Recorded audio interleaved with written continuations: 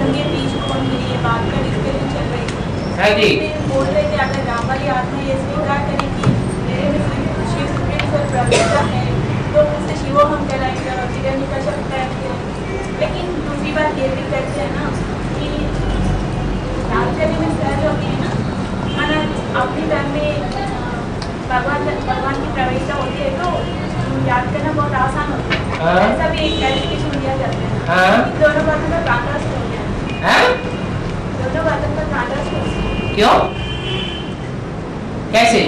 एक है राम वाली आत्मा अपने में सुप्रीम सोल की प्रवेशता होती है तो नहीं मानते, और दूसरी तरफ ये कहते हैं कि क्या सहज होती है अपने शरीर में सुप्रीम सोल। वो तो जिसको याद सहज होती होगी वो जाने, दूसरा कोई कैसे जानेगा किसको याद सहज होती है किसको नहीं होती? लेकिन नंबर तो ये उनके तो सामने आता है। राम वाली आत्मा को तो नंबर मानते ना, बस सहज याद करने वाले में उनके तो आगे मानते हैं। उनको ही आगे मानते हैं। अब वो प्रत्यक्ष हो जाए तब ना। तो वो अगर प्रत्यक्ष ना हो तो कैसे याद करेंगे? प्रत्यक्ष करना पड़ेगा। प्रत्यक्ष ना हो तो याद कैसे करेंगे? प्रत्यक्ष जो है हर आत्मा को अलग अलग रूप में प्रत्यक्ष है ना, नंबरवार ही तो प्रत्यक्ष है। आज प्रत्यक्ष है और कल किसी ने दूसरी बात सुना दी तो अब प्रत्यक्ष हो जाता है। बाबा अपने मुख से कुछ नहीं बताता है। बाबा अपने मुख से कुछ नहीं बताता है, इसलिए अलग जो भी बताते हैं उनके बाद मानना पड़ेगा, क्योंकि बाबा के बारे में हमको कुछ पता नहीं। क्योंकि जब बाबा का पाठ था, पुरुषार्थ का पाठ था, तब हम माने अष्टदेव जो है उनमें भी ये प्रवृत्ति होती होगी, बराबर ना? कि कोई दूसरा बताएगा तो मानेंगे, बाप बताएगा तो मानेंगे, माने जो भी आ जाएगा उसकी बात मान लेंगे तो वो अष्टदेव बन जाएंगे। फिर कैसे मालूम होगा? कैसे माने बताएगा तब मालूम होगा। ब्रह्मा ने सबके सामने अपने को स्वीकार कर लिया है, मैं ब्रह्मा की आत्मा हूँ, मेरे अंदर शिव प्रवेश है, स्वीकार किया ना, और तो कोई प्रूफ नहीं मिला।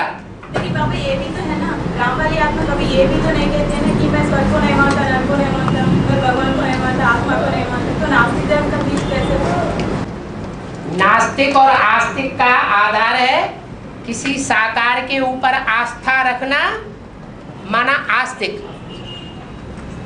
और किसी साकार के ऊपर दुनिया में आस्था नहीं रखना, अपने को ही सब कुछ मानना, उसे कहते हैं नास्तिक। इसलिए मुरली में बोला है भारत इस समय पूरा नास्तिक है। लेकिन ऐसे भी तो नहीं होता है ना कि राम वाली आत्मा ये कहे कि मैं ही भगवान, ऐसा भी नहीं होता है। क्यों कहे? राम वाली आत्मा को ये कहने की दरकार क्या है मैं भगवान हूँ? जब नहीं कहते हैं तो नास्तिक है? नहीं कहते हैं ना। नास्तिक माना किसी साकार के ऊपर आस्था है तो आस्तिक है। तो मैंने मानते हैं ना, किसको? अपने में भगवान है, आपको तो मानते हैं। कैसे कैसे साबित होगा कि मानता है या नहीं मानता है? नहीं मानते हैं इसका भी आप कोई साबित नहीं कर सकते, हैं? कोई प्रूफ ही नहीं है। नहीं मानते हैं इस बात की भी तो कोई प्रूफ है ना प्रूफ? किसी की बात को मान जाए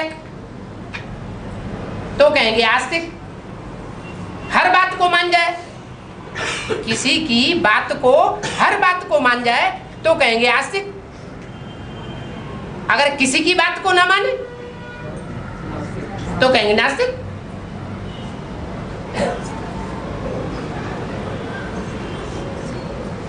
ऐसे जैन धर्म है? जिन्न कहते हैं, हाँ स्वयं पुरुषार्थ करके भगवान बनता है। हाँ, जैन धर्म में भी यही मानते हैं उसका भी belief कि मनुष्य जो है वो पुरुषार्थ करके भगवान बन सकता है। जैन धर्म के फॉलोअर्स ये बात मानते हैं। 24 तीर्थंकर भगवान जो हुए हैं वो सब पुरुषार्थ करके भगवान बन गए। पहले भगवान नहीं थे, मनुष्य थे।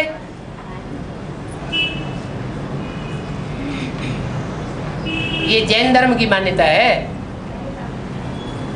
जैन धर्म अलग से नहीं दिखाया है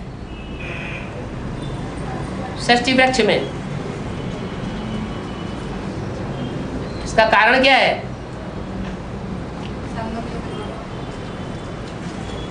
हैं? संगम युग की याद है। हाँ, संगम युग में जैन धर्म कोई अलग नहीं है। जो दिलवाड़ा मंदिर है वो कौन से धर्म का है? जैन धर्म का है। जिन माना जीतने वाले, जिन्होंने इंद्रियों को जीत लिया वो ही जिन कहलाए, और जिनके फॉलोअर्स जैन कहलाए।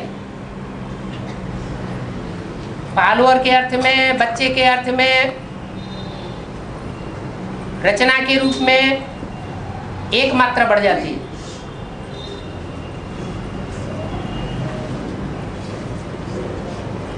तो झाड़ के चित्र में जैन धर्म अलग से नहीं दिखाया गया।